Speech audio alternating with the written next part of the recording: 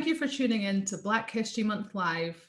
If you've been enjoying this video series throughout the month and throughout today, then we'd urge you to please make a donation to our GoFundMe page so we can help pay our contributors. The GoFundMe link is www.gofundme.com/F/Black History Month Live. We really appreciate it. Thank you. So next we have a cooking demonstration of a staple African dish. In some parts it's called ugali, in some parts it's called fufu or sadza, and there are different ways of preparing it. Today we have the demonstration from South Africa from our Zulu queen Nonhle, and in South Africa they call this Mieliepap. And if you want to find the ingredients for any of our dishes today, we will be posting them on our Facebook page. Please follow us at African Caribbean Society of Scotland. And next up, we have the wonderful Gladness. Gladness will be showing us how to prepare and cook a traditional Tanzanian dish. And next up, guys, we have me cooking some curried goat. And just a disclaimer, I am not a Jamaican. I'm not claiming Jamaican. I just know a few people that can give me Jamaican recipes. So this is a family recipe from a Jamaican family. What does curry goat make you think of, Benitha? Carnival, rice and peas. Ding ding, that's the correct answer.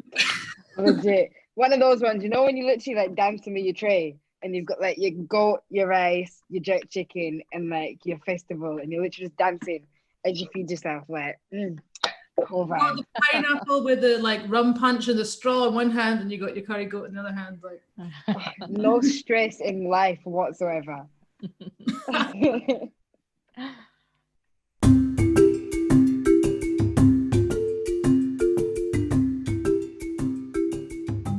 So the products you'll need today is some coconut milk powder, thyme, parsley, which is optional, 2 carrots, 3 potatoes, some spring onions, and 1 regular onion.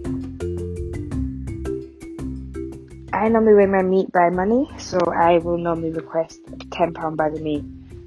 You need curry goat seasoning, all-purpose seasoning, garlic, pimento and ginger, which is very key to Caribbean dishes, aromat seasoning, liquid seasoning, and some coconut oil. Get your meat into a bowl and wash it with some water, vinegar and lemon juice. And then once you've done that, pop it into your marinating box. I know a lot of black households probably have a special marinating box or dish that they use. Pour the meat into that there and then separate it off. The meat you can use can either be frozen or it can be fresh. I normally like to use frozen and defrost it while it's marinating, so it kind of soaks in all the juices in the defrosting stage as well and takes in the spices.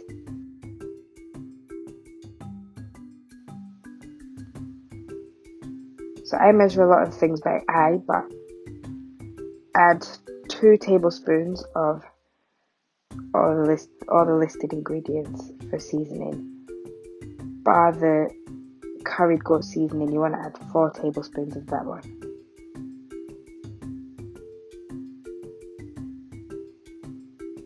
And the liquid seasoning, that's no liquid seasoning, so that's kind of like a stock liquid, which is nice and tasty, so you can go all out with that one. Add 2 tablespoons of coconut oil, and this will help the dry ingredients settle into the meat.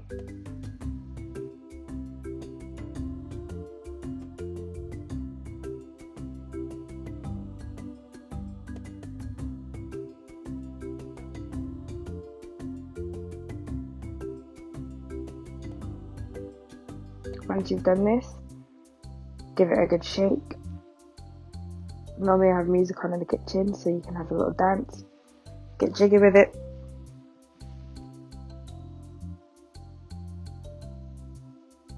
And make sure you give them a really good mix.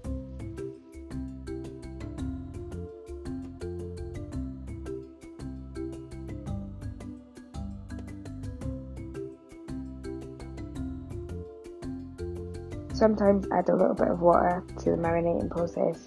This will help if the ingredients are a little bit dry. Once this is done, put in the fridge and leave overnight or for 2 to 4 hours. With the veg, dice that and slice that, and keep the carrots and potatoes separate in one box, as you won't be needing them until later on in the process. Chop up your herbs and put them aside as well. I'm going to show you how to make the coconut milk.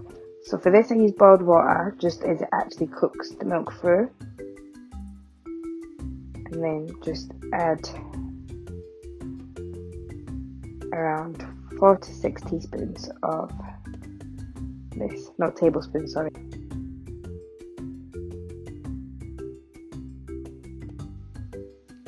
Add the boiling water and mix that through, making sure there's no lumps.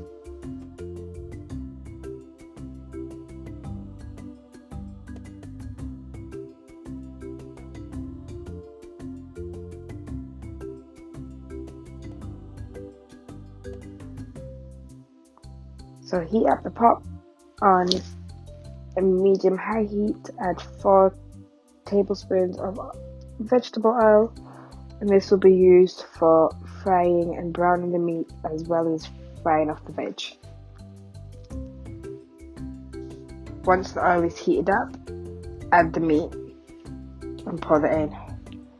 Be careful as there might be a little bit of some splashback.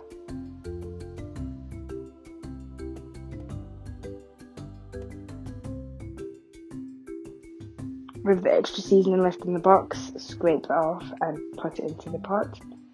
But also keep that box aside, don't wash it just yet, as you'll add some hot water to that later on.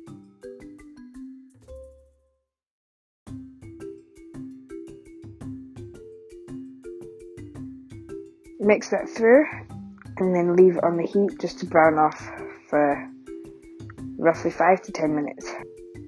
Keep stirring occasionally just to make sure the meat doesn't stick to the bottom of the pan. And once that is browned off to your desire, you want to get yourself a dish that you can put the browned meat into.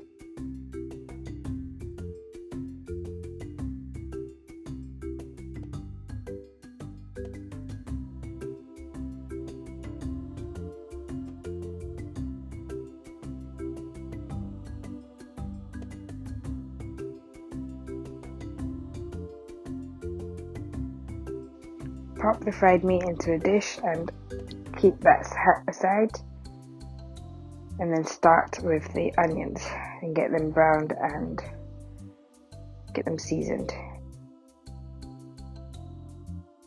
Add some garlic,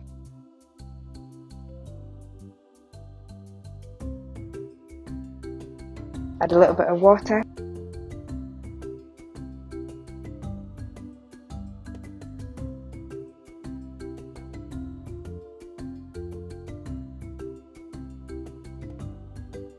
and then add the meat back into that.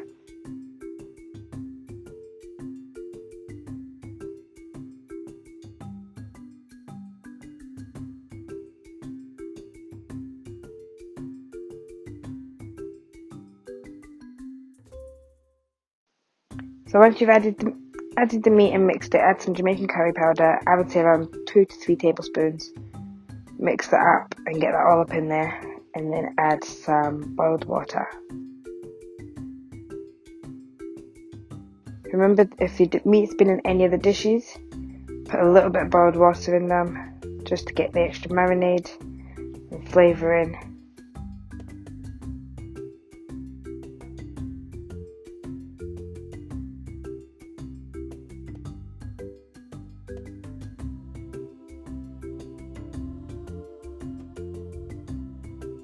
For this I use a lamb stock cube, as goat stock cubes are very hard to come by, and this dish can be made in the same recipe using mutton lamb pieces.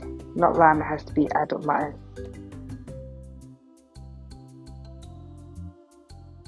Add your herbs and your coconut milk.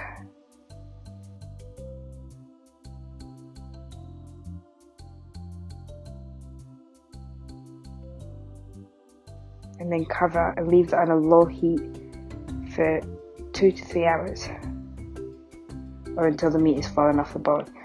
With curried goat, the good thing about it is you can kind of cook it for as long as you want, because the longer you cook it, the softer the meat will be.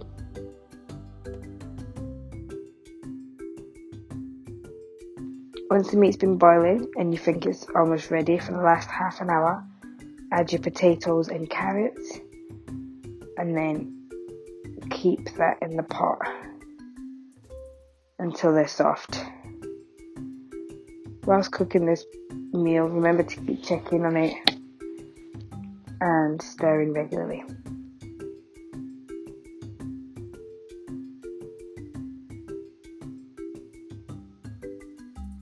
Once done, plate up and enjoy.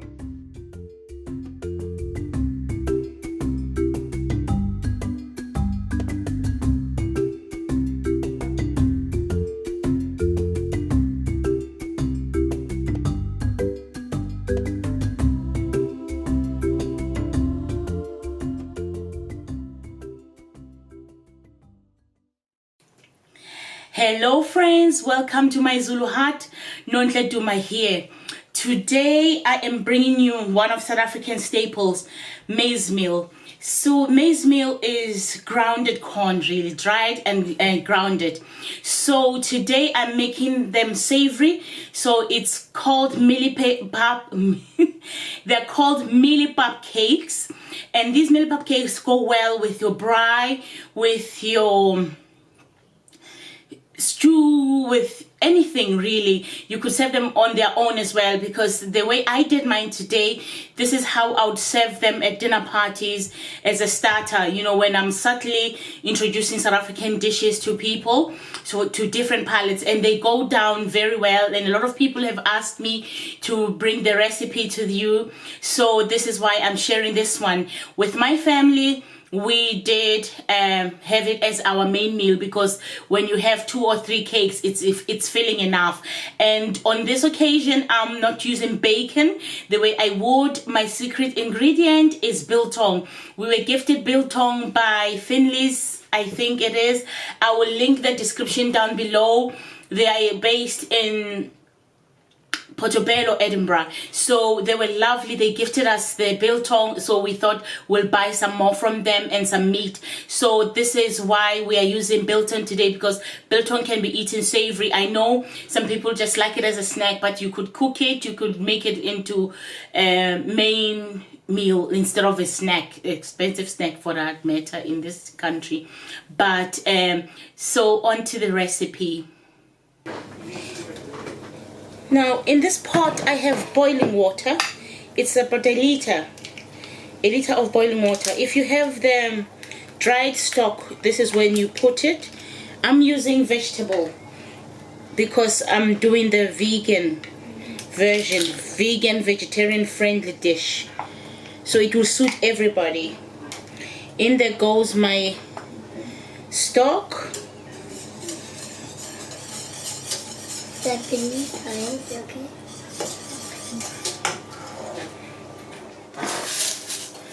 Some salt.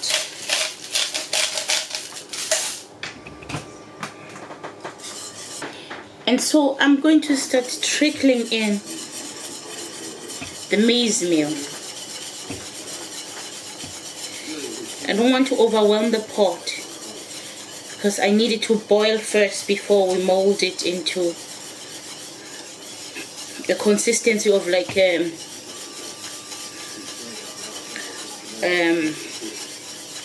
mashed potatoes, but just softer.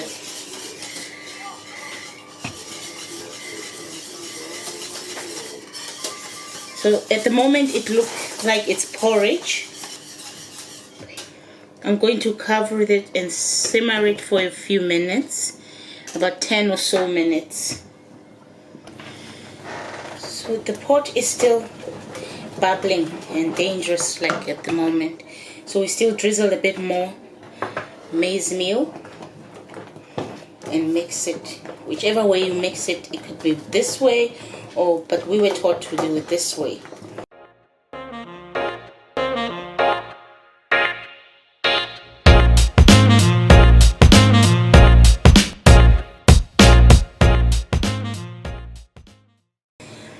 So whilst the pap is cooking, I just swapped the pots to show you what I'm doing now at the moment, waiting for the pap. The pap takes about 20-30 minutes. It depends on which part of South Africa you're from. Different cultures cook it differently. My family cooks it a bit longer, until you get sort of like a crust at the bottom, and usually it starts moving away from the sides going in, and that crust is yummy. You could eat it savory, you could have it on its own. I love it with like dipping it in a sauce of some sort. If you had cooked it with a relish, with what we call gravy. So I would eat it with gravy or chakalaka or whatever sauce from the stew that we were serving it with, or you could have it just on its own. It's yummy, really. So in here I'm heating up my oil. If I wasn't doing this vegan version, so this is the point where I'd be frying my bacon. Usually if you have a non-stick pan, which I don't, I'd fry the bacon and then use the oil that's released from the bacon to saute your onion. So I'm going to saute like one onion here. This is 1.5 because I want to use the other half for something else. So I'm frying my onion. In here I'm going to put a clove, 2 cloves of garlic. Clove or 2. I'm putting 2 for this one because I'm using spinach, so I want the flavor to come through. When I believe the garlic is cooked through, I'm putting in here peppers. I have the bell pepper, the green and the yellow one. You could put red if you have it. So I'd love the robot color, but I don't have the red because I used the red for my jollof rice yesterday.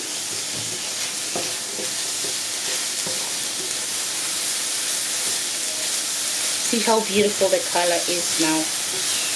The onions are sauteing nicely, so I'm putting like almost 2 cups of spinach in here. And I'm doing it on a medium to high heat so the spinach doesn't boil for me.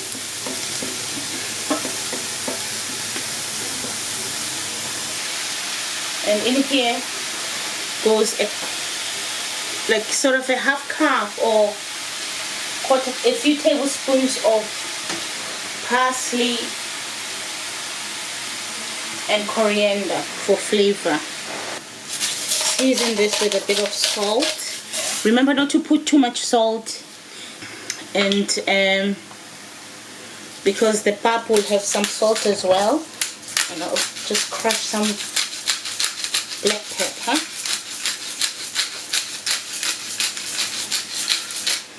If you wanted, you could put some mushrooms, but we had mushrooms for lunch, so I won't bother. And when this is cooked, I'm going to dip it into the pap.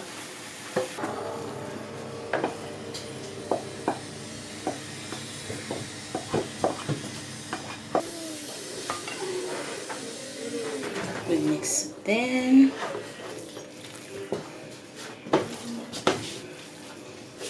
I just want to say also, if you use the aromat, it makes a nice, delicious flavor as well, and coloring.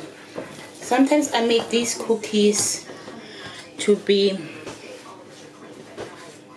my starters if I'm hosting dinner parties. So I just make them teensy weensy. I make vegetarian, vegan ones.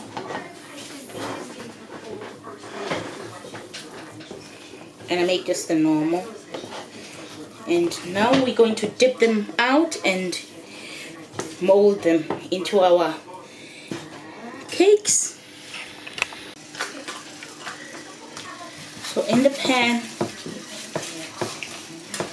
I'm just buttering.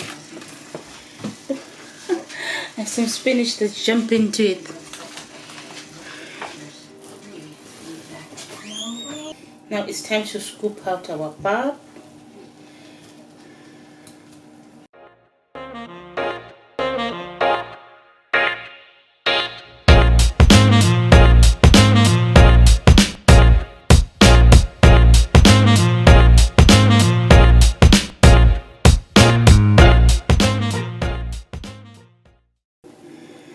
You could fry this like this in a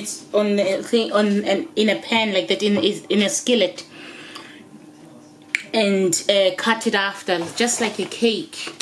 I'm using a cookie cutter.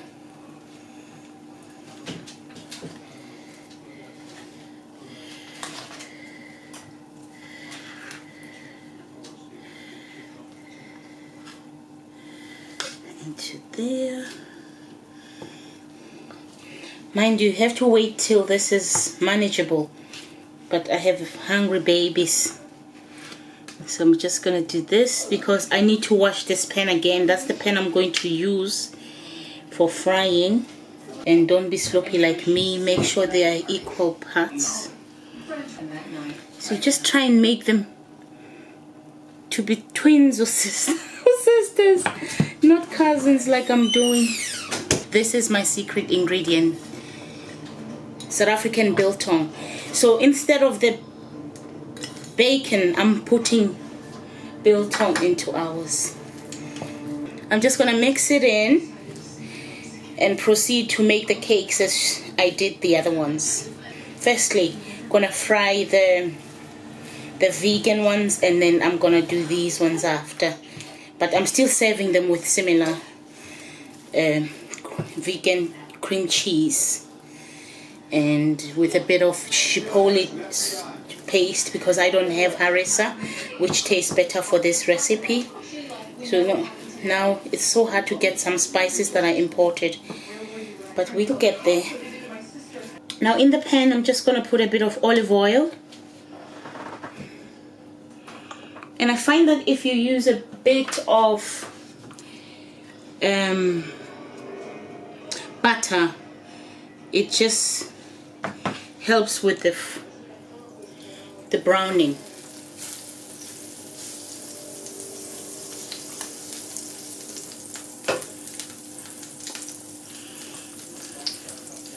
So in goes our cakes.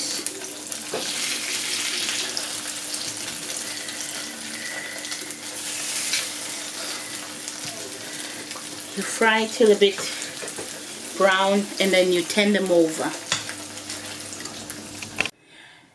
So you've made it to here, to the end. Thank you all for watching.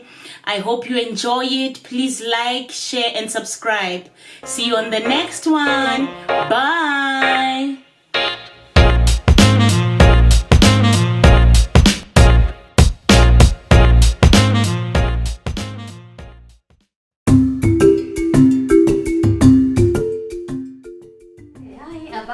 Karibu, and this is Gladness call, and I live in Edinburgh. I'm from Tanzania originally, and today I'm going to make some fish, which is a traditional meal from the coast of Tanzania. Where I came from, we're surrounded by Indian Ocean and we have lots of fish there. This will be one of the just a normal sort of evening meal that my mom would make. So a lot of it's just a home touch, and which I would love to share with you and hope that you'll enjoy it. So in this dish, normally we serve it with rice and some kale, or we call it sukuma in Swahili. So kale with peanut butter sauce. But again, we also have options for people with peanut allergies that I'll show you how we make it separately. And we also serve with red kidney beans, which normally we'll get it from the market. It will be sun-dried and we'll just have to boil it. And so this is pre-boiled and just ready to add all the ingredients that will come with it. And with the fish and coconut sauce, we would have coriander,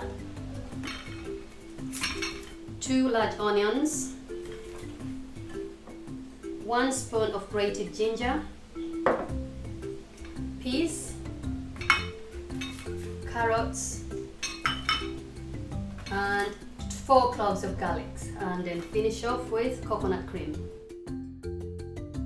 So the fish I chose is sea bream, and for those who might need a little bit of instruction of how to clean it, I just gutted it by opening up, make sure it's all clean inside, all the chicks have been taken out and the scale is done. So once I've done that, I just sprinkle a little bit of salt and then fresh lime or lemon on it. And this is all ready to go straight into the pan. vegetable oil, and then let it heat up, I would say, for about maybe 5 to 7 minutes. And once that's done, I'm just waiting on for it to be a little bit, just when it starts sizzling a little bit, when you know it's warm enough for it to go, and that will help to sort of just seal the fish and make it slightly more crispy. So when it goes into the coconut sauce, it won't just dissolve there, so you've still got a little bit nice chunk of fish. That's the idea behind it, and just to seal the flavors as well that I already put on the fish. Okay, so that oil is all ready for fish to go in.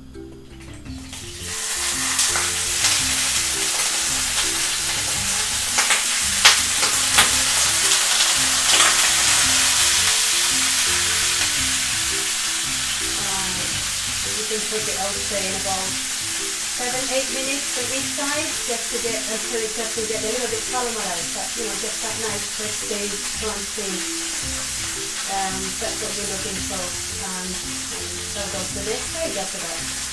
Right, so this is my sea bream, the one that I marinated and I just shallow pan fried, and there's some salt, garlic, and fresh lime in there. It's all ready to go on this on the next stage of making the sauce, coconut sauce.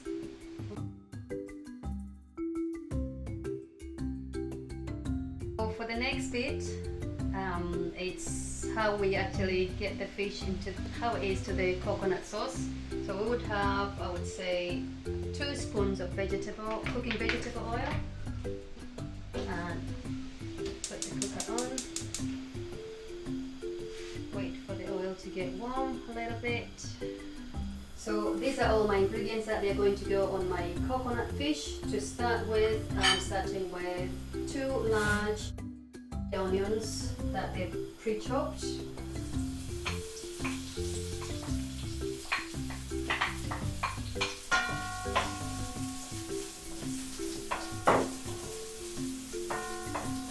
just stir fry until they get a little bit golden, healthy light brown. So it'll take a little while, but trying to get all the flavor around them. I'm just looking for that. You see that little bit of golden sort of stuff.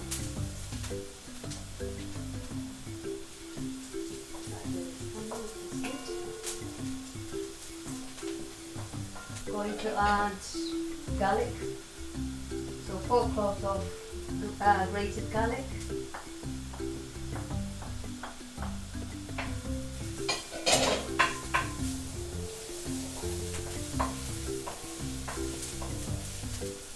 Mix it all together.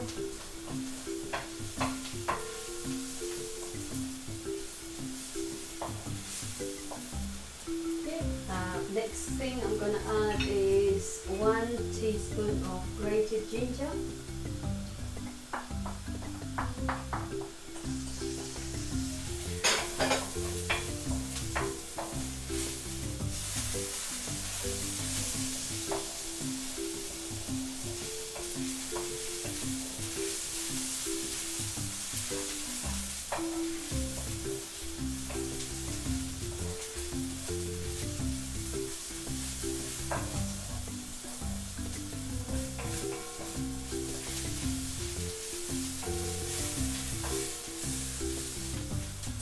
Next item is, I've got just a handful of coriander here, just roughly chopped. I can put half of it now, and I'll leave the other half just for the end of the cooking for garnishing. And a bowl of chopped carrots.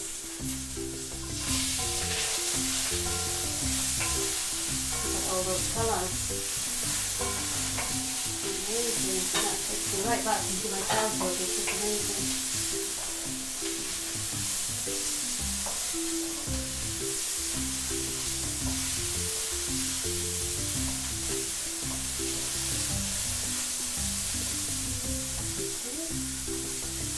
And a bowl of peas.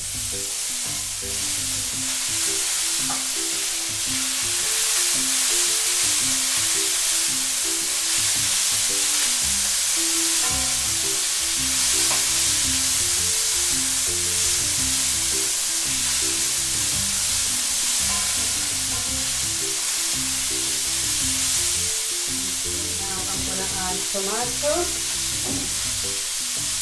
These are 4 large peeled and sort of just roughly chopped tomatoes.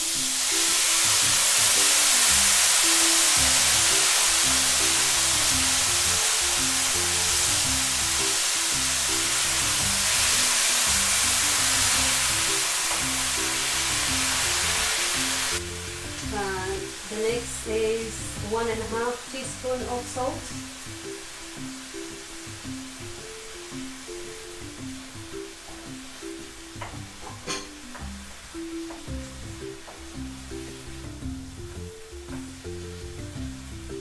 Okay, and at this stage I'll just leave it to simmer just to get tomatoes to soften up a little bit, to get that, you know, I don't want to have the lumpy of tomato, I want to get it all puree and soft and just to, you know, mix into the sauce nicely.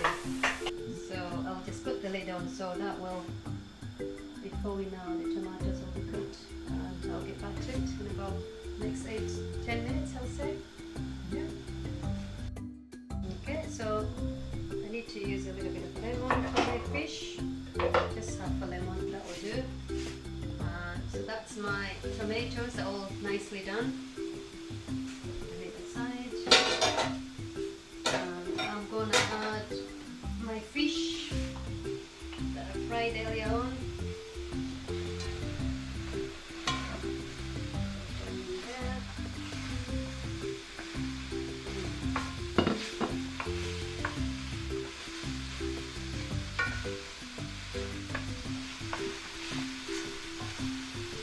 Lemon.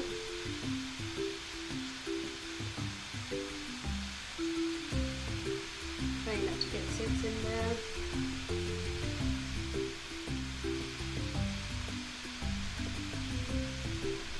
Lovely.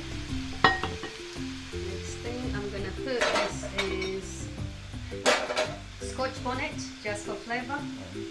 Gonna pop it right in the middle there.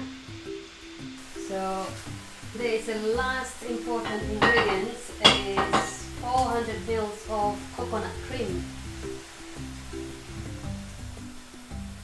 Goes over the fish.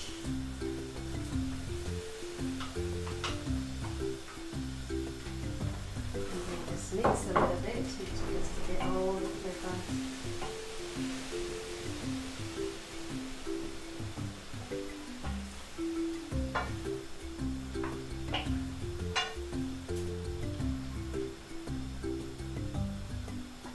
Simmer for another 10 minutes.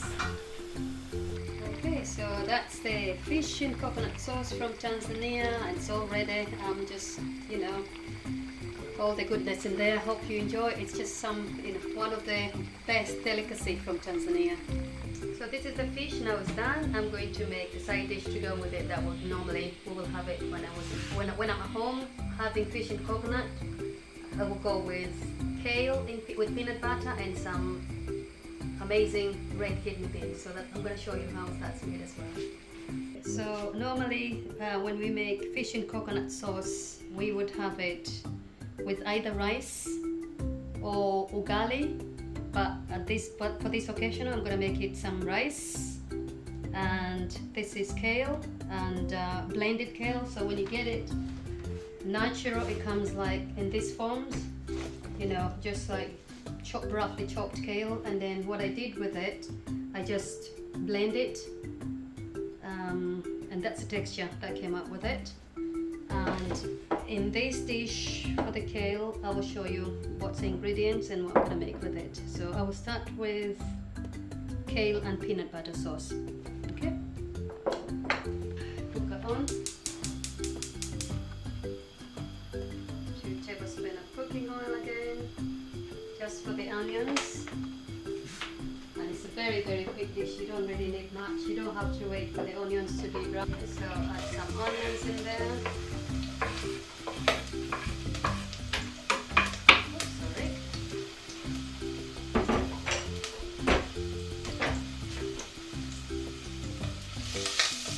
Stir fry for, I would say, a couple of minutes. They don't really need to brown up. You just need to kind of get that flavor into the oil. Immediately you just add kale that's already been blended.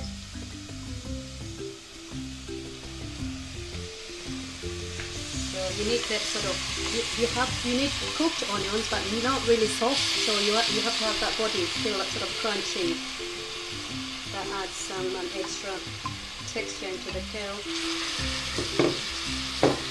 Mix up a little bit. Mix the onions and the kale. Put about half a teaspoon of salt. Mix up a little bit again. And now the final bit for it, you just add the 2 spoons of peanut butter. It doesn't matter, it could be crunchy, it could be smooth, whatever it is that you prefer.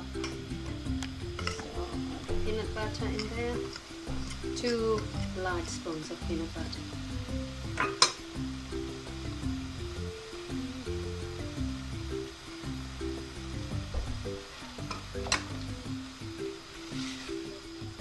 Let's mix it.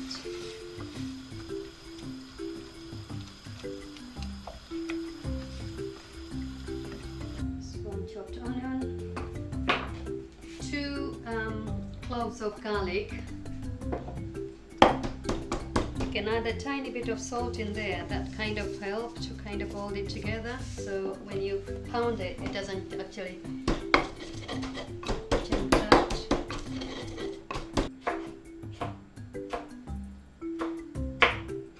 Perfect. So I've got 3 tomatoes, 1 onion, 2 cloves of garlic,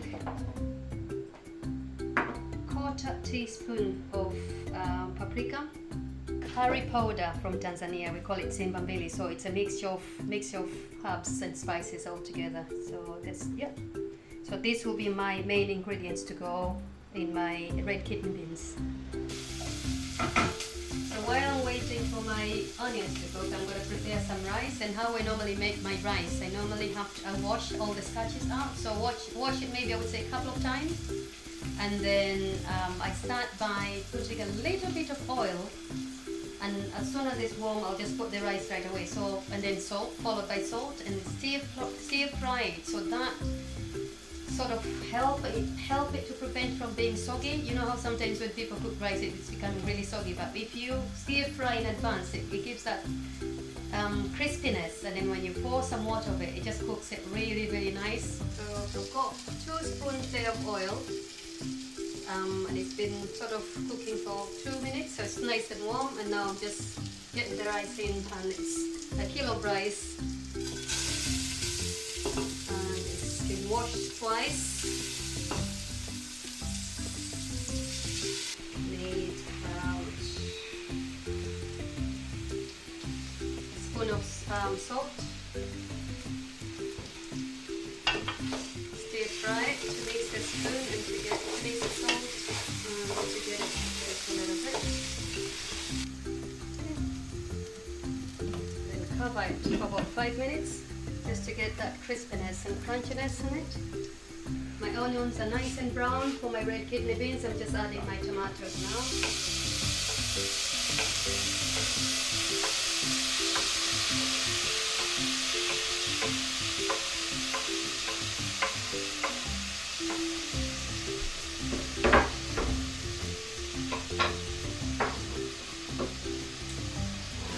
Garlic.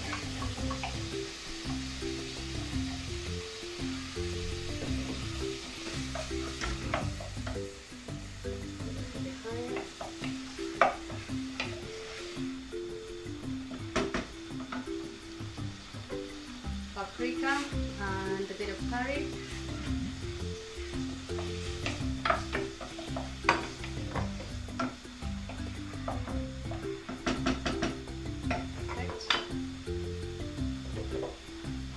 I'm going to put a lid on it just to cook tomatoes for about 8 to 10 minutes, okay, before I added my red kidney beans. Okay. Thank you. Now returning to my rice. My 5 minutes is up. Another stir.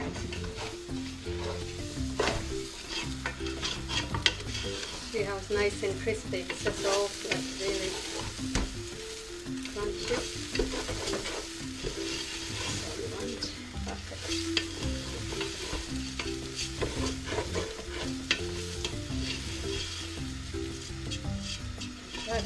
So now I'm gonna add hot boiled water. It's 1 liter.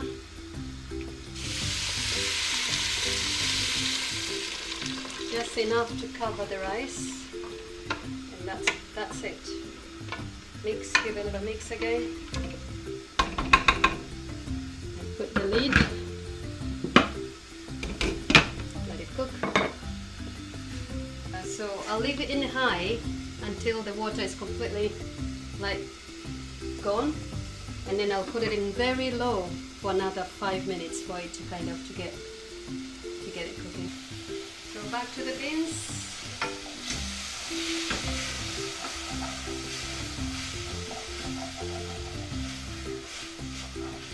So I'm gonna add about half a cup of water just to get sauce. Tomatoes are cooking wonderfully now. That's exactly what I want. I don't want lumpy tomato. I want it to all of it to dissolve, to be completely nice and soft. A little bit of water, about half a cup, just that much, that's perfect. Mix it again, cover for another 5 minutes. Now I'm going to add a little bit of salt, just half a teaspoon. Mix it up a little bit. So now the sauce is all ready. In there I've got garlic, onions, tomatoes, a little bit of paprika, a pinch of salt, and adding now my pre-boiled red kidney beans.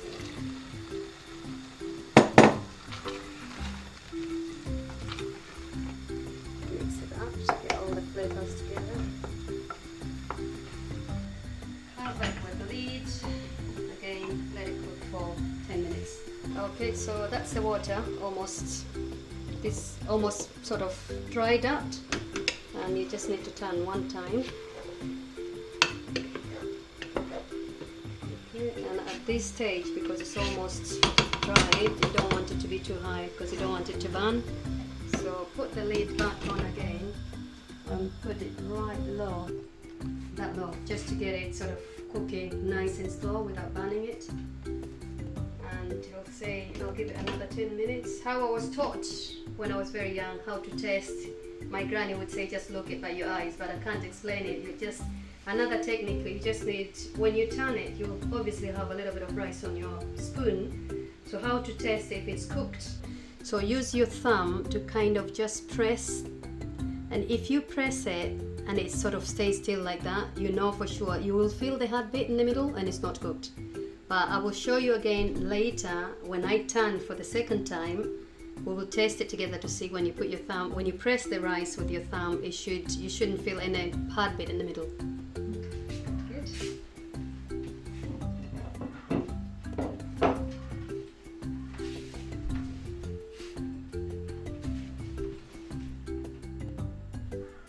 Okay, so I'm taking the lid off after 10 minutes. Stand one more time. It's cooked perfectly. Again, taste if it's cooked. When you press it, it dissolves it right away. You shouldn't feel any hard bit. That's done. Simple as that. Okay. Right, so that's everything is done. I'm just gonna dish up so we can have the fun bit. Just enjoy it. Food with lots of love. So I've got beans there, I've got kale, and I've got rice and fish and coconut sauce.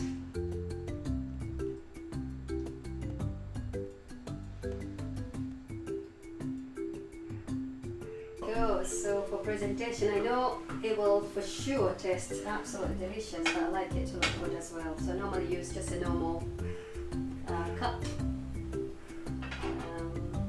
Scoop some rice, press it down a little bit with a spoon, then put a plate, dump it a little bit to release it. That's perfect. Okay, so get that fresh leaf rice. A bit of kale at the side.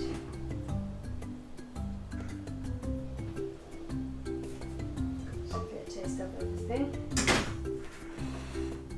Tiny bit of beans.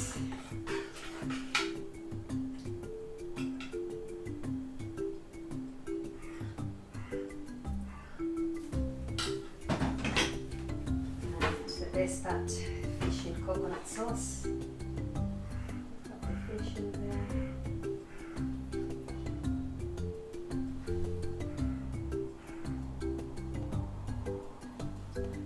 Sauce of fish.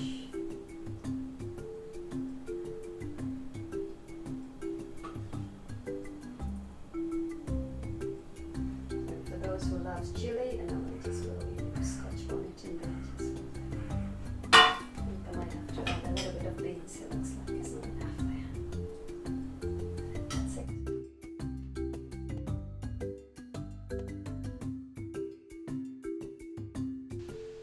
Right, Gladness Cole. I'm from Tanzania. I'm an African, lives in Scotland. This is home, and it's been my home for the past 7 years. And I'm very, very grateful to be part of this world and to be able to share my culture and embrace the culture that I've found in Scotland.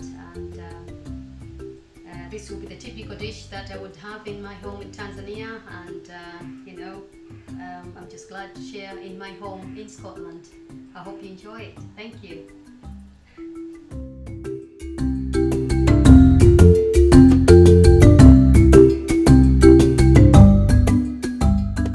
So guys, this is where you come in, and what we want you to think about is Ghanaian jollof or Nigerian jollof, plantain or plantain, super malt or savannah. Super malt. Which one do you prefer? Super malt. Any day. Super malt. Super malt. No, I prefer savannah. Savannah is so much better. Yeah. But head over to our Instagram channel, and there'll be a poll where you guys can get in touch and put your vote in, and we will let you know the results by the end of today. But can I just pop in and say something? Of course. About this jollof issue, because this is like Third World War you've started here. But I just want to backtrack and remind everybody that jollof rice is from the Jollof tribe. It's been hijacked by Nigeria and Ghana, and they're battling it out. And we're going to see from the poll today who wins. Yes, Cynthia, facts. Get voting, people. Mm-hmm. Mm-hmm. We'll Do you guys know of any colonial links in your own home countries to food? I'm curious about that, because I've been told that the reason why we have this pap that Nonhle was cooking or is doing a demonstration for was that was like supposed to be a starchy thing that would make sure people were full and could work for longer. So it's up and down Africa, and it's called different things.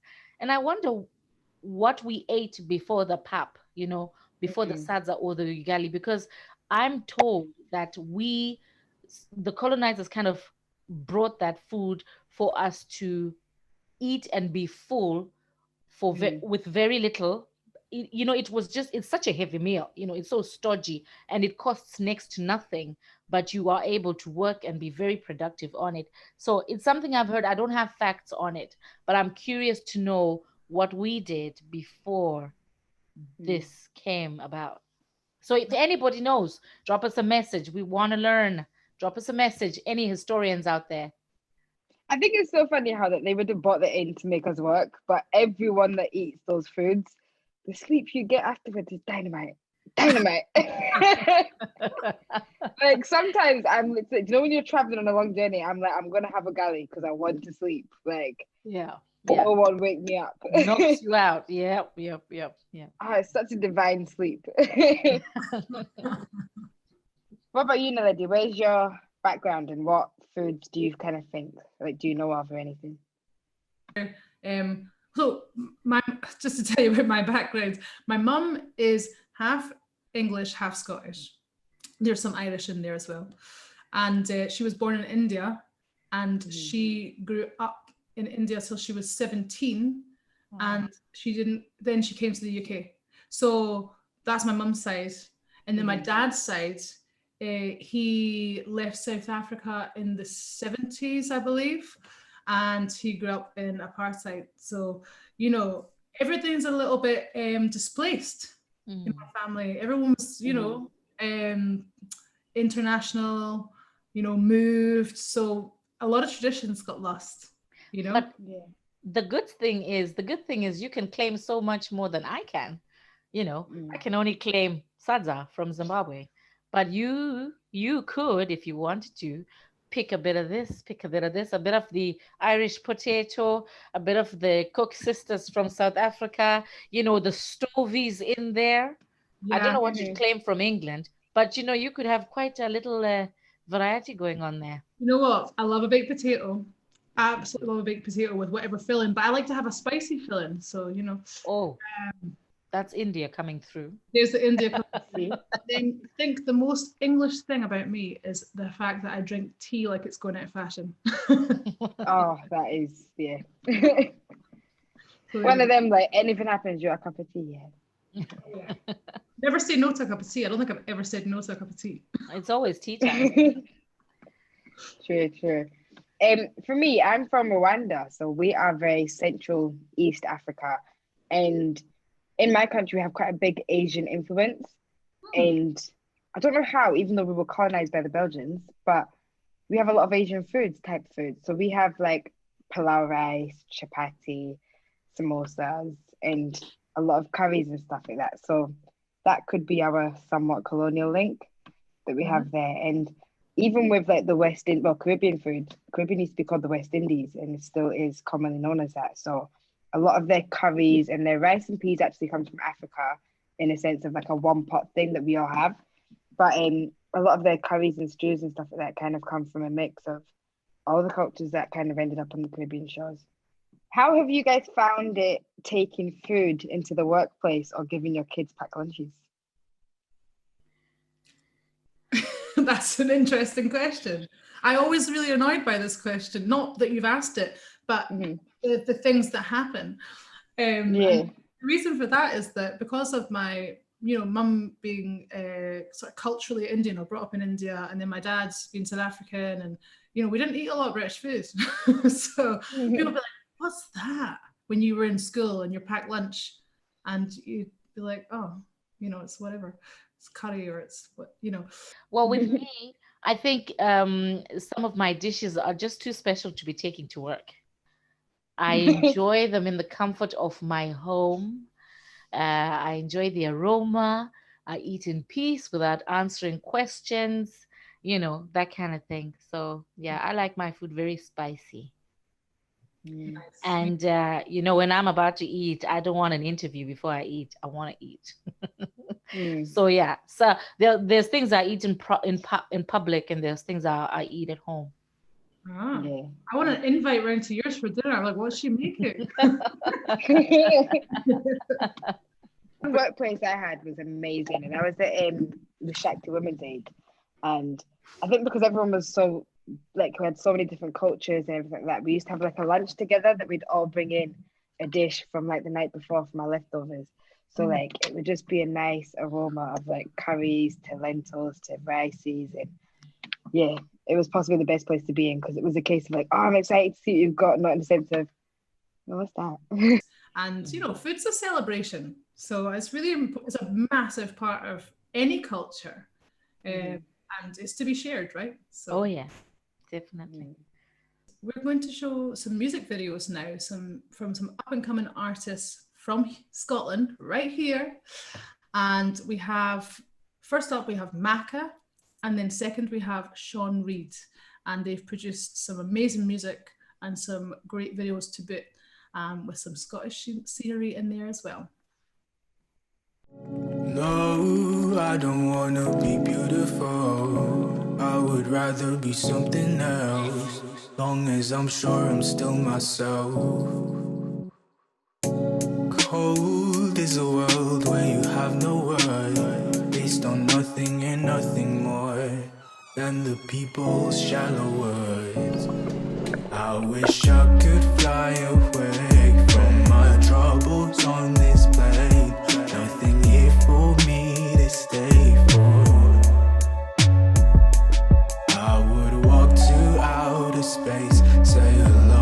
my alien friend. No more worries, no more pretense. I wish I could fly away today, ride a different wave. I would like to fly someplace so far away from my day to day. I know I do tend to be cynical about the world, what's in it for my brothers and sisters, they're growing up too close to the edge of a black hole. Did love get more political? Your sons and daughters will burn it down. I wish I could fly away from my troubles on this plane. Nothing here for me to stay for. I would walk to outer space, say hello to my alien friend. No more worries, no more pretense. I wish I could fly away today, ride a different way. I would like to fly someplace so far away from my day to day. I wish I could fly away.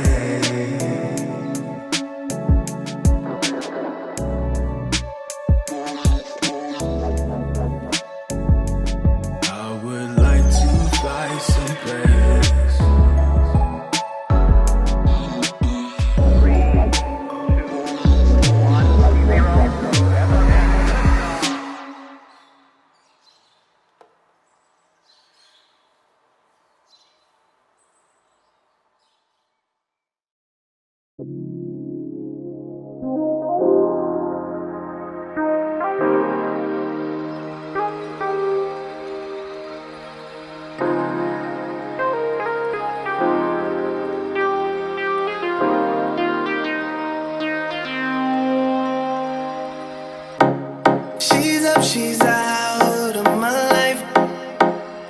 I'm down and out. I know she was right. Yeah. She's up, she's out of my life. I know she was right. I know she was right. Yeah.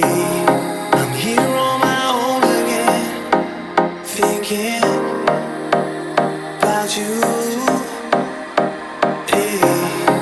I just don't understand why I keep forgetting to forget you.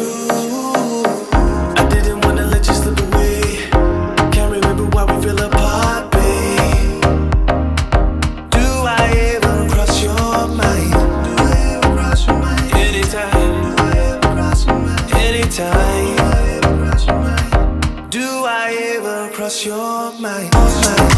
I don't know why I keep doing this to me. Why I keep doing this to me. Why I keep doing this to me.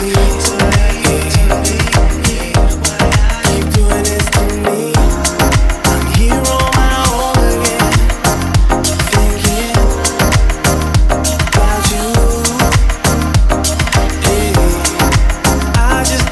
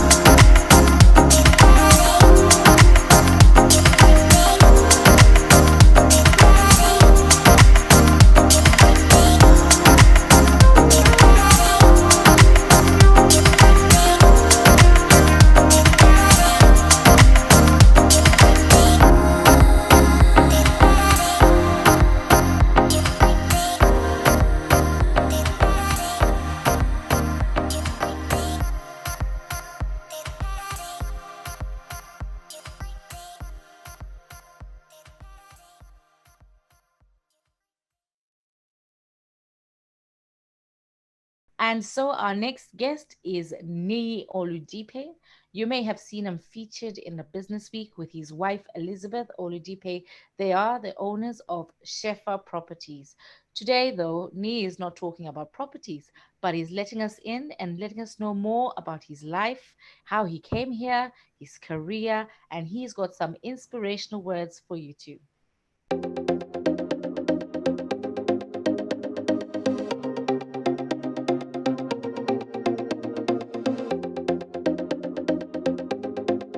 Hi, my name is Niyi and I'm a founding director of Shepha Properties. This is my story.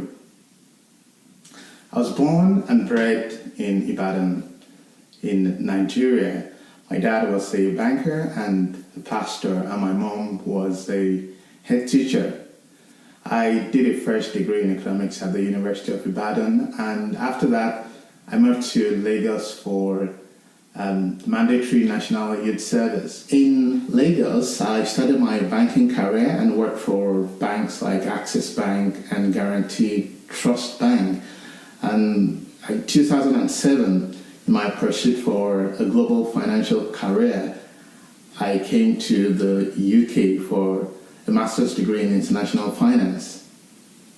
Prior to this, I'd never traveled out of my home country, Nigeria, so it was a real culture shock for me, and I had a few things to get used to, not least the Scottish weather. I finished my program in 2008, and by then the financial storm was gathering. I knew getting a job within financial services was going to be a challenge. So I was faced with a choice: go back home to a job and possibly a promotion waiting for me, or stay and try and find my way through the storm that was eventually going to engulf the industry. I decided to stay because I had envisioned a better future for myself and for my family here in the UK. But of course, that meant starting my career all over again. I started at a call center, Barclays call center, and I worked there by day, and I worked at night in McDonald's by night, flipping burgers. But I was determined that was only going to be a short-term thing. A year later, I was faced with redundancy because Barclays was closing the call center, and we were given an option to either take the redundancy pay or find a new role within the organization. Again, I had a choice to make. Tempting as it was to take the cash, I decided to apply for a new role because I saw it as my ticket back into professional banking. I applied for the role and got a job as an analyst with Barclays Wealth. Shortly afterwards, I was chosen to be part of a transformational program to relocate some of the services from London up to Glasgow, and this opened doors to many other opportunities within my career. In 2011, I left Barclays and moved to RBS, and from there I went to Sainsbury's Bank as a manager. This again was a target I'd set for myself. In 2015, I returned to RBS as a day rate contractor. I was working as a project delivery risk within technology infrastructure. 3 years later, that was 2018, that marked a significant moment in my career, because then, after attending a property seminar, which really had a huge impact on me, and following discussions with my wife, I left the corporate world, and together we co-founded Shepha Properties. Shepha Properties is a property investment company that buys old properties, and we do them up and then either put them out for sale at a profit or we refinance to pull out the capital.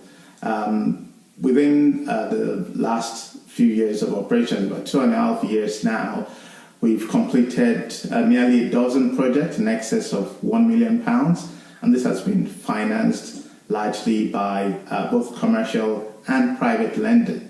My advice to anyone just starting out their career, or indeed anyone who's looking to move up in the career ladder, is that we can achieve the life of our dreams and we can achieve our goals if we will maintain a positive mindset and stay motivated. Yes, we would come across different challenges. Yes, we might feel things are stacked against us, but if we will have faith and continue to work hard and have an unflinching resolve that we will be able to achieve our goals, success is inevitable.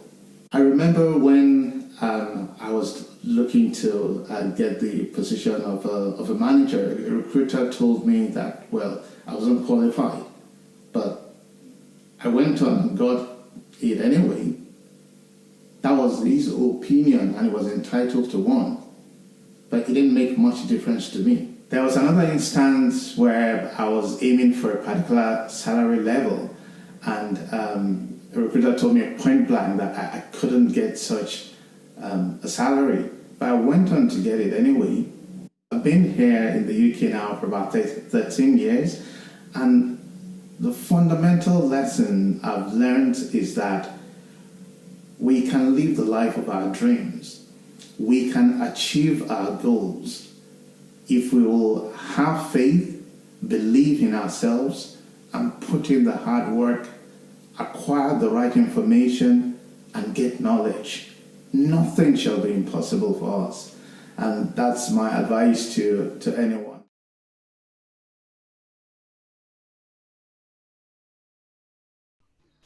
I would like to introduce Enoch Adeyimi, and Enoch is going to tell you about his organisation, Black Professionals Scotland, and how that came about. And I just find this video so inspiring because Enoch has done so many different things in business, and it just shows that if you put your mind to it, you really can do whatever you want to and whatever you dream of. Hi, my name is Enoch Adeyimi. I'm a chartered accountant, and I've been invited to share with you some of the journeys I've been on. That despite being a chartered accountant, I've been able to get on those journeys and I guess make a considerable progress.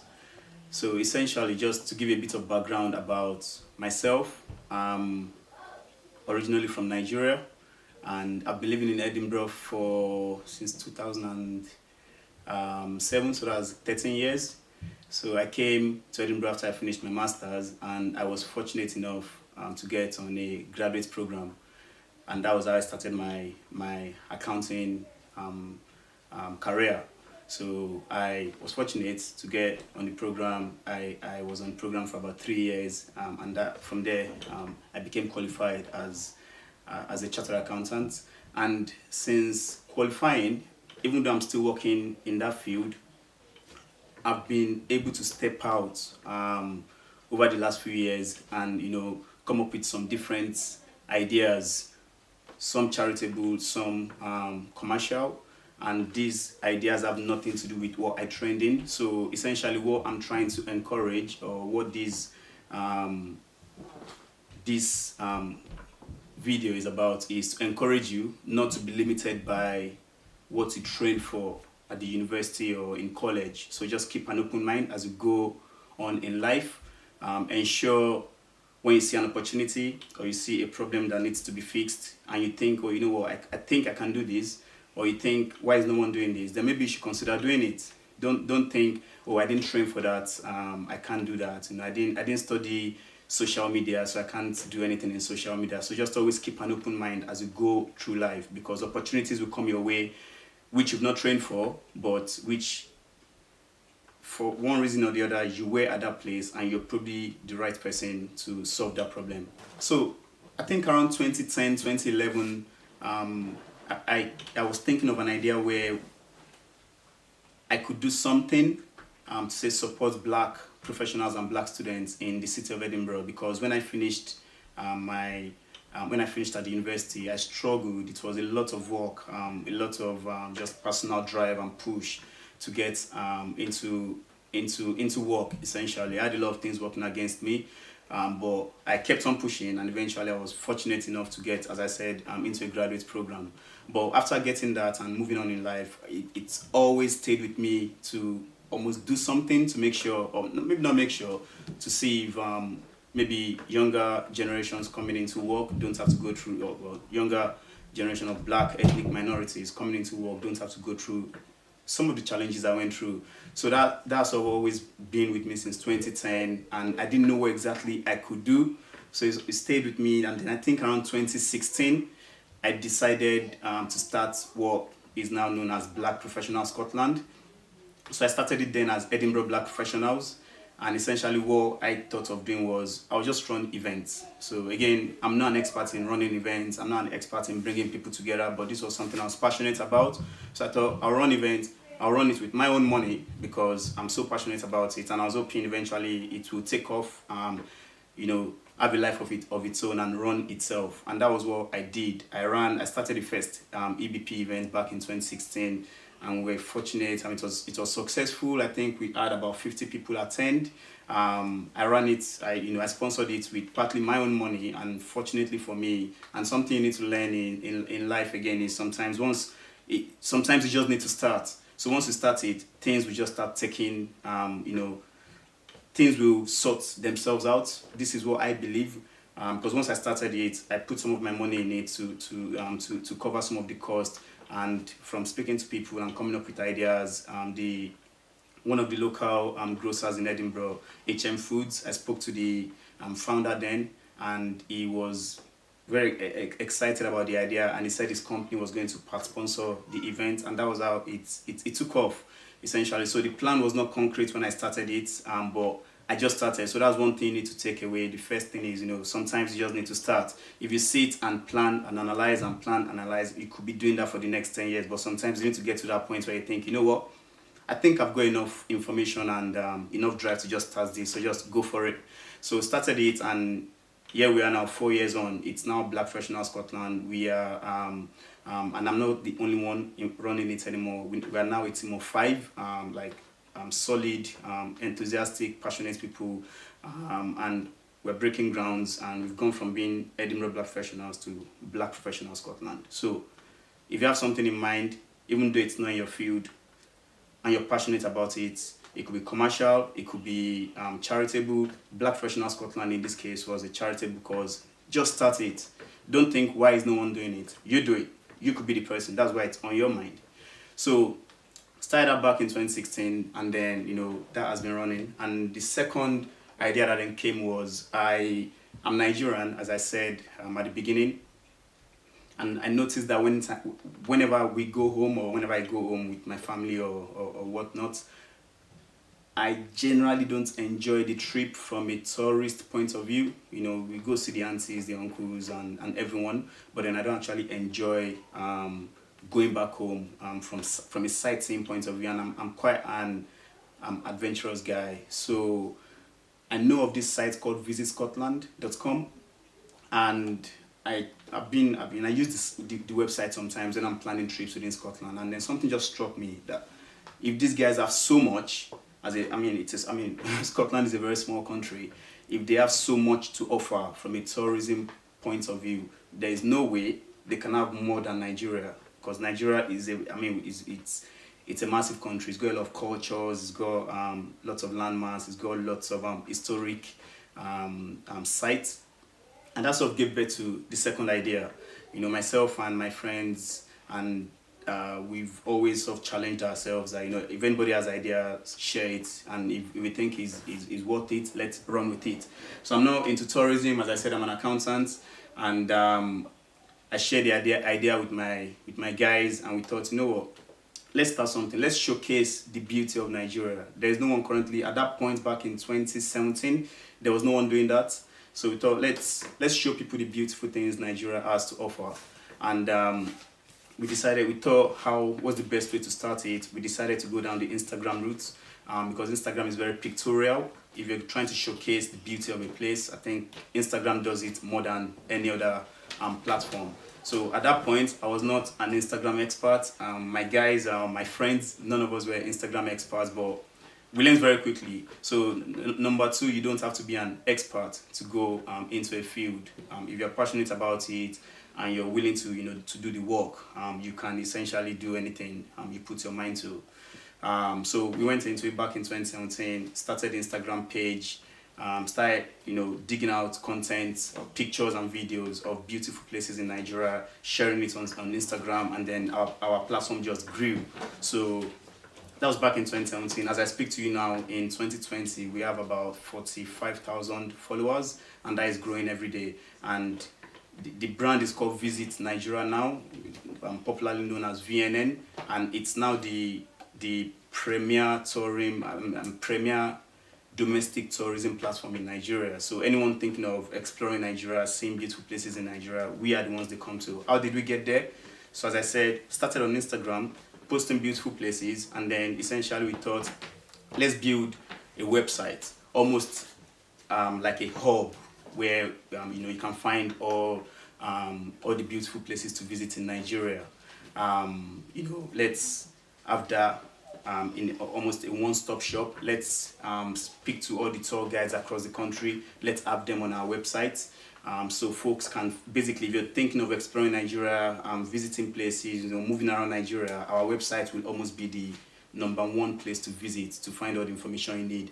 So we started with one thing in mind, to create a solution. So always be solution driven with whatever you're doing. If you're going into business, don't just think I'm gonna go in and make some money. Yeah, it's good to make money, but always think, what value am I adding? What's the relevance of this thing I'm about to do? And what we were trying to do was wanted to create a solution to the problem for those that wanted to explore Nigeria but don't know how to go about it.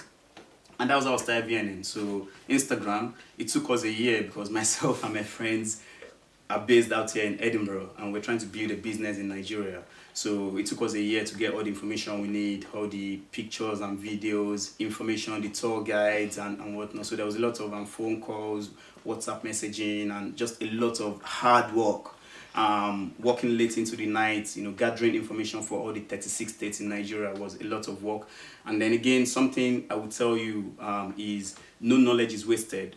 So back years ago, I don't know, maybe 10 years ago, I decided to design this website back then. And from there, I got some general idea about website design, which nothing came out of that idea I had then, but then I had a general idea of what it involves building a website, and that idea really helped when we're building the Visit Nigeria Now website. So even though we had someone specifically focused on building websites within the team, just because I had prior knowledge, I was able to bring my knowledge in, and that really helped. So from sharing pictures and showcasing beautiful places, what then happened was once folks started interacting with our page on Instagram, they were then giving us feedback that we want you guys to actually take us to these beautiful places. Don't just show us these beautiful places, take us there. So essentially the business started growing based on customer demands, because our original plan was we didn't want to plan trips ourselves just because of the limitations we had. We were here in the UK, and the brand itself was in Nigeria. But then we overcame that when we saw the opportunity. I mean, folks were coming in their hundreds saying, take us to these beautiful places you're showing us, don't just show us.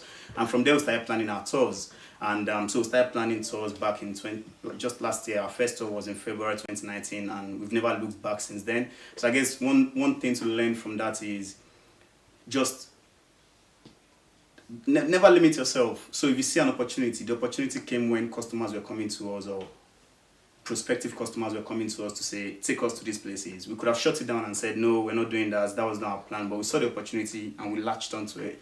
And now we are doing tours all over Nigeria. We're going from south, southeast to southwest to the north. Anybody thinking of exploring Nigeria, going to beautiful places, they come on our platform, they book our trips on our website, on our social media, and we're taking them to amazing places.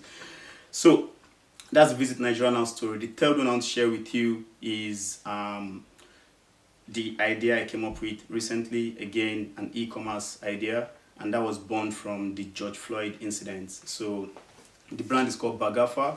So again, there's something about me anyway. I like being an action person. I like solutions rather than chat. So during the George Floyd conversation, there was a lot of anger, which is understandable. I was angry as well. And one of the things coming out from those conversations were, how can we Black people support ourselves from a business perspective? You know, there are lots of Black businesses, and it's a case of especially the small businesses within the UK, small Black businesses, how can we support them, and how can Black people and everyone, basically any British person, supports Black businesses. And then from there, I came up with this idea of having an e-commerce website. So again, this is something I've never done before. I've never built or been involved in building an e-commerce website, and came up with the idea to bring together as many Black ethnic minority business owners within the UK, selling anything from fashion to food to accessories and whatnot. Build a website for them where they can list all their products. So essentially anyone, you, myself, anyone basically looking for Black-centric products, so Black fashion, Black art, Black anything that has Black theme underpinning it, they can come on our website and they can browse just the way you go on Amazon. You come on our website, you browse, you find your product, you click, you add to cart, you go to checkout, you pay with your card, and your product gets sent to you. So again, it's a solution-driven platform. It's again not something I've been involved in. I think the story or the lesson to learn from that is sometimes in the middle of chaos you can find an opportunity. So George Floyd's death was massive chaos. It's the whole world was talking about it. The whole world is still talking about it. But in the middle of it, what I found was, there's an opportunity here. I can provide a solution, and at the same time, I can make a bit of profit. So it's a win-win for everybody. The customers can find a one-stop shop to find all their Black-centric Afro-Caribbean products. The sellers can have a platform to sell to a wider audience. And then myself, I can be the one providing this solution, and at the end of the day, make a bit of profit for myself to I guess, cover up my time. Lesson there is, when you see opportunities in the middle of chaos, take it. Bagafa, as the brand is known, is currently, I'm still building it. It's actually not finished, a finished product, and I'm looking to launch it very soon. So the key takeaways before I go away is, first of all, if you have an idea, just start it. Don't wait to have it all finalized in your head or on paper. You can analyze to death. If I'm still analyzing Edinburgh Black Professional today, it wouldn't have started because I'll still be analyzing. I'll be changing the plan. When George Floyd happened, I would have changed the plan. But sometimes just go for it. Just start. The second one is with the VNN idea is always be solution driven. Don't let profits be your main motive. Be solution driven. Think of what solution am I providing. And the third one, especially the Bagafa one, is in the middle of chaos, look around and ask yourself, is there any opportunity in this chaos? And this is not you trying to manipulate people, or you trying to almost, not be a bad person, but look for, is there a solution I can create within this chaos? And that was what I've done with Bagafa. So hopefully, I've been able to encourage you, I've been able to inspire you with some of the things I've shared, but thank you very much for listening. My name is Enoch Adeyimi. Bye.